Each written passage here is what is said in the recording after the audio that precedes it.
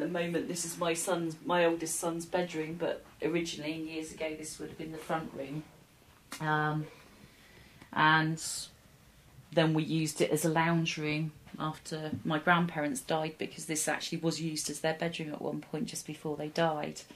But years and years ago, in 1935, my great-grandmother Sarah died in this room when she was brought up by my granddad from Weymouth because she was quite poorly. And also my grandmother Ethel died in this room while it was still their bedroom, so...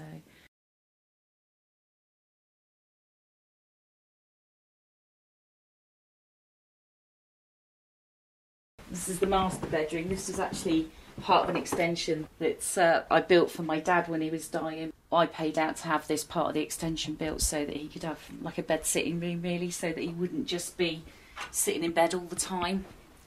And he died in the bed more or less where our bed is now, in 2001.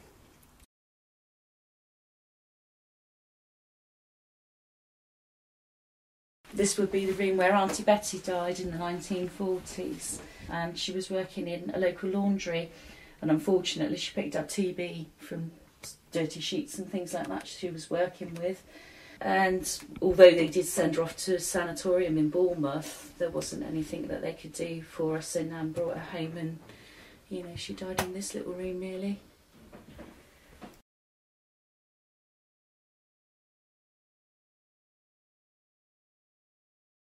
Also off of the front room there used to be a disabled bathroom, and when we've moved in we've taken it out and changed what was the disabled bathroom into a dining area. But in 2004, sadly, my brother's girlfriend Carol died at the age of 50 in here, so I think it was quite nice to take it away from being a bathroom again, because she didn't die in a particularly pleasant way. So did have one occasion when Shawnee was really little. She was only about 18 months old, and we were sitting at the bottom of the stairs while I was putting on my shoes, and she was looking up the stairs and said, "Who's that man?" And I said, "What man?" And she said, "Who's that man on the stairs?" And the hairs on the back of my neck went up, and I sort of turned round and looked, and I said, "There's nobody there." And she said, "No, that man there." So she was quite, there was definitely something there. So that's the only time that I've ever felt really uncomfortable or felt any tinglings or prickly feelings, because I don't think that little children that small can fabricate things like that, if you like. I was 21, would you be? about 21, and I was courting my wife Jean. And when I come home one night from courting her, I come in, and we never had electric in the house. We only had gas light. And when I went to bed that night, I had to put the gas out in the kitchen and walk up through the passage and go up the stairs.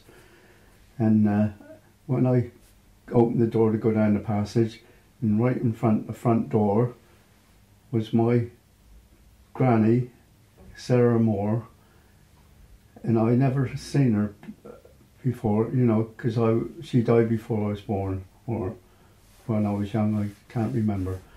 But she was stood there, and plain as what she was in the picture in the front room, and it made my hair stand on it, which frightened me at the time, but they would never do you any harm.